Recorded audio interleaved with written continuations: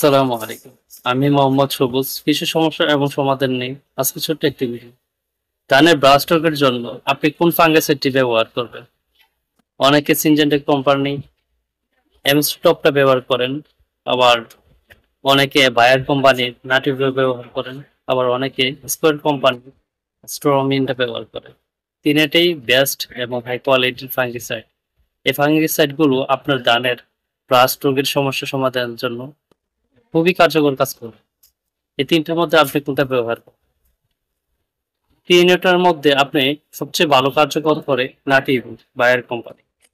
এটা আপনার ব্লাস্টের সমস্যাটা দ্রুত কাজ করে। স্ট্রমিন এটাও অনেক ভালো কাজ করে স্কোয়ার কোম্পানি, এবং সিনজেন্টা এমস্টার টপ এটা আপনার অনেক পুরনো এবং অনেক আগের থেকেই ভালো কাজ করে আসছে। এই তিনটেই আপনার সিস্টেমিক ফাঙ্গিসাইড। এর সাথে আপনি দিতে পারেন স্কোয়ার কোম্পানি ফাস্ট পটাশ। এটা দিলে আপনি ধানের যে ব্রাস্টের সমস্যা, সাদা হয়ে যাওয়া, এই সমস্যাগুলো ইনশাল্লাহ সহজেই সমাধান হয়ে যাবে।